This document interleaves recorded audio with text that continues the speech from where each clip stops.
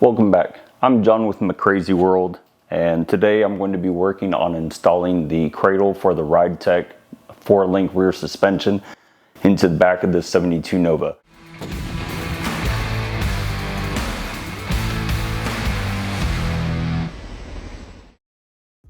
Here we can see the Ridetech 4-link system for the 68 to 74 Novas on their website. They currently have a Thanksgiving sale going on for about 15% off, which is about what I paid for it with the military discount that they offer. Also keep in mind you will need a set of shocks for this, which they offer right here on the same page. Try not to get too overwhelmed by the thought that you are pulling out the entire rear suspension and replacing. There's going to be tasks to do, a little bit of wrench turning, some drilling, a tiny little bit of welding, which I'm not good at either, and some painting, and you've converted your car from a leaf spring shock design to a coilover shock design with a 4-link, all for about $2,500. Probably takes a weekend if you worked on this pretty consistently. You start by removing the pinion and the axle snubbers.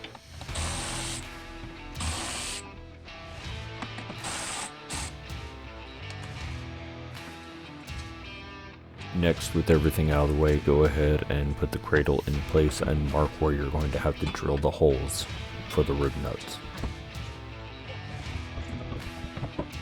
This is the Ridetech 4-link Nova rear cradle, and as you could see while my wife and I were struggling with it, it just would not fit. And it looks like most of the interference is coming from this portion right here. It's hitting the portion of the underframe of the car where the pinion snubber would be sitting. So I have the option of either trying to cut the pinion snubber out of the car, which I'd rather not do because it is original to the car. So I'm going to cut basically a section out of this Ridetech cradle. You will see that cradle modification later, but here I am putting dimples in the frame to help with the drill bit, and then starting to install the rib nuts after I drill the holes out. I found the best technique to install these rib nuts ended up being a impact wrench set on low. Doing it by hand wrenches ended up with the rib nuts kind of shrinking in the holes and not properly gripping the frame. With the vertical rib nuts installed, I reinstalled the cradle and was able to mark where the horizontal holes would go. I messed up here. Highly recommend you use some spacers or shims because the rib nuts do kind of mushroom out as you tighten them, and I ended up not quite having enough space when I reinstalled the cradle later. Okay, so you can see now what I've done is I went through and I pre-drilled all these holes coming up from below into this rear suspension subframe. Marked the holes, pre-drilled them with the small bit, drilled them out with the larger bit, installed the rib nuts, and I have kind of pre-installed the Ridetech 4-link Nova subframe cradle for the rear suspension. Now with this thing kind of pre-installed here, just snugly with all the vertical bolts in, I'm going to go through and mark all the bolts holes that are going to come in horizontally on both sides, now that I know that they are in the proper position. You can also see here that I had to notch out the cradle to fit around where the rear axle pinion snubber has this beefier bracket. Ridetech didn't account for that. I don't know if all model years didn't have this, but I had to notch out about a 1/2 inch by 5 inch section to accommodate that. And I also went through here and put these little tabs in my vise and had to bend them probably about 5 degrees just because they weren't matching up with the backside of my Nova. They were causing the floor pan to flex pretty bad. So just shoved it in the vise, tried to protect the powder coat with some masking tape, and yanked on the cradle to bend it.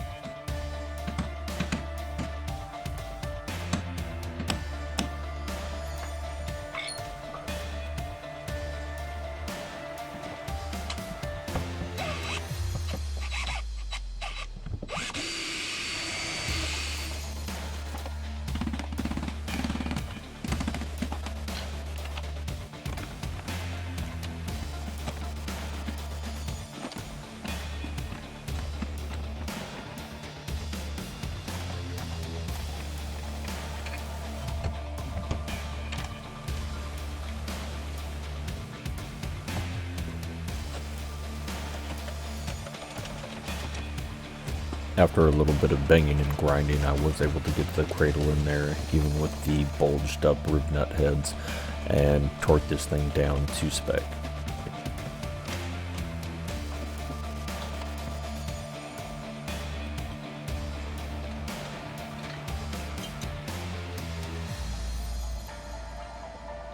Next, I used some new U-bolts to attach the lower link brackets to the axle, as well as attach the lower shock mounts to that bracket.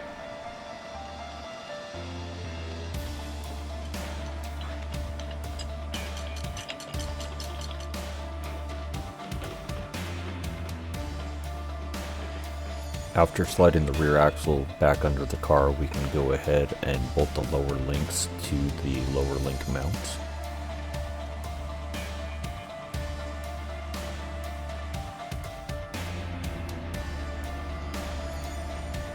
Next is probably the most crucial part of this entire install. You need to make sure that you get the car body flat and level, while you get the axle centered left and right, as well as forward and back at the correct ride height, and get the angle of the pinion set so you can determine where the upper link tabs are going to get welded and at what angle.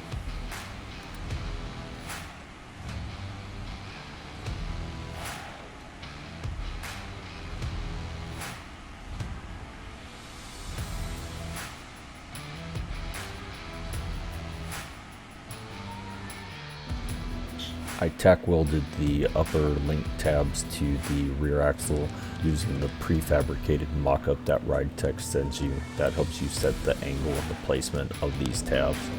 Once they were tack welded at the proper angle, I went ahead and removed the axle from under the car and welded it up the rest of the way on my welding bench.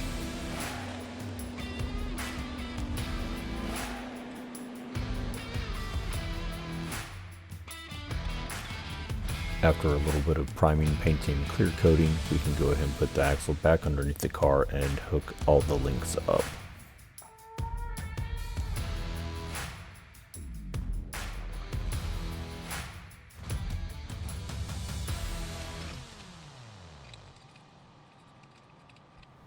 Next, we'll go ahead and assemble the coilovers, which also requires a little bit of disassembly, and set their initial height for installation.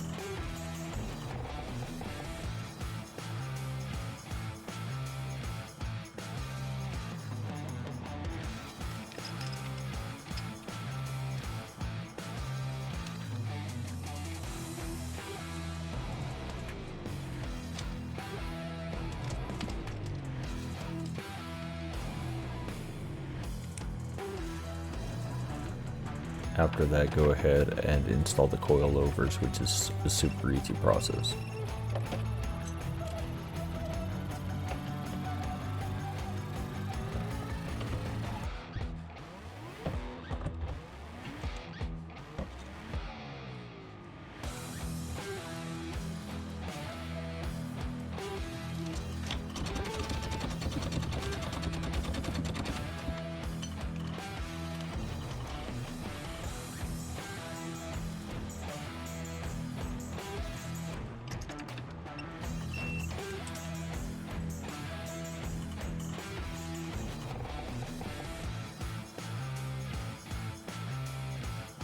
When it's all done, you can see how clean the install is and how unclean my garage is.